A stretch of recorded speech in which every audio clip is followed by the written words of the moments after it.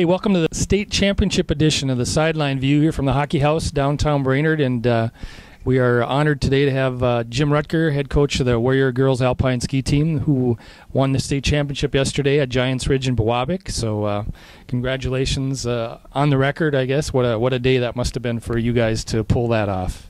Yeah, thanks, Mike. Thanks, Jeremy. It's an honor to be here. So.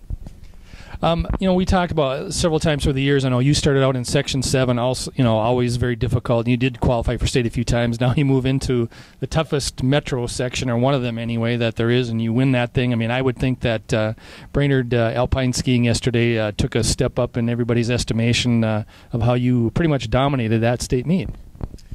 Yeah, I love the way CCO put it last night on their coverage. They said Brainerd didn't just win it, they dominated it. And we really did. We made a statement not only for Brainerd High School, but for our little ski hill up here, which, we travel around, we go to these meets, we ride up the chairlift with coaches, and they're always asking us things like, where do you guys train? Do you have a ski hill there? And so it's a real honor for us to be able to share this with Ski Golf, Mount Ski Golf as well, and the crew that does a great job out there and giving us an awesome training facility. You guys were in third place after the first run. Did you say anything to the girls? Do you say anything to the girls between races, or not really? No, we don't. we knew we were in third. The coaches knew. We didn't want to, set up the girls too much with expectations that we didn't know if they'd be able to handle.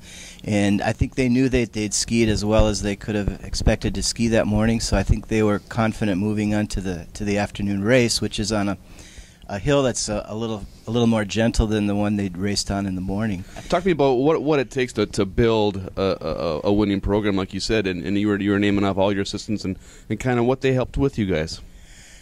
It's interesting. We've talked about this a lot as coaches, just what it really takes, and it really starts with a program at the smallest kid level, and we have to give a lot of credit to our Alpine Junior Race Club out at Ski Golf. We've got kids 4 or 5 years old that are actually starting to train and running gates, and by the time they are in 6th grade, they're chomping at the bit to be on the high school team. And what's interesting in Brainerd is that whole program is very affordable. Probably less than $100 for a kid that wants to go on that track. And you go to the metro area and you want to slide your, if you got a good skier and you want to slide him onto the Buck Hill race team or Gilboa, I mean, you're looking at thousands of dollars. True. And so it's an affordable entry system. I think that's a big key. We've got a hill that's very easy to train on. We can get a lot of mileage. We don't have big, long lift lines. We have a short chairlift ride, so we can get a lot of mileage running gates. And we talk about the coaching staff. Every one of the people on our staff here has been doing it for years. Mike Stone, we've got to give a lot of credit to Mike because he puts hours and hours into prepping our kids. He took them personally with another one of the coaches up to Giants Ridge on Saturday so they could get, I think they got 7 or 8 training runs on Helsinki with Team Duluth, which is a USSA team. We've worked a lot this year on the mental side of our competition. We've got Larry Zarling, who's a psychologist in Brainerd here that's on our team, and we spent a lot of time just trying to figure out what each individual racer needs to be concentrating on when they're in the starting gate, and kind of what their pre-race prep is. And I go on and on about our coaches. Tom Burton, ex-racer with me back in the 70s, and just passionate about skiing, and that's infectious with our kids. Debbie Zarling, a mom of a couple of our former racers that's been with us in our program for years, and is just kind of the team mom. Does a great role for us in keeping us well fed with treats, and she and Larry are always in the start house, and they're the ones that are kind of have the job of calming the kids down and making sure they're focused and concentrating on what they need to concentrate on for that specific run. One different aspect that again I wasn't able to put in the story, but you knew you guys had won, but you had to keep it secret, and so the girls, because the girls didn't know.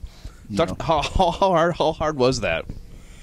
It wasn't very hard because we knew how fun it was going to be when that announcement was made. There is so much math that happens at the end of a race, and it's even more complicated at state because you have simultaneously with the team event is the individual event. Mm-hmm. So, you've got 88 skiers that they've got to sort into teams and into individuals and assign them points, and because there's so much opportunity for error, they always have the coaches come in ahead of time and review that data to make sure somebody didn't get plugged into a wrong team or, there was a blatant error of some kind. And so we went in for that review and saw that, we thought we were going to be in first or second. We really were anticipating that we were first, and that just confirmed it.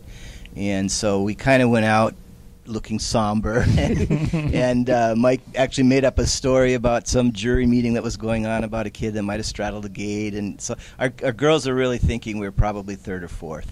And so when the team countdown went down and they're down to third place and then second, and they realized they won, it was pandemonium. So it was fun. The thing that seems with this team too is you have balance. I mean, you have some, everybody's pretty equal. I mean, Alex Stone has won a couple races, and Emily Aga won a couple races. But to have everybody finish as closely together as they did, I mean, just indicates balance. Probably is what wins a championship. Yeah, absolutely. We had no girls in the top 10 when you look at the entire field, but you pull out the teams, and I think Alex was third. I think we had all four of our point gatherers, the four of the top 6 that gather points for your team were, I think, 11 or under.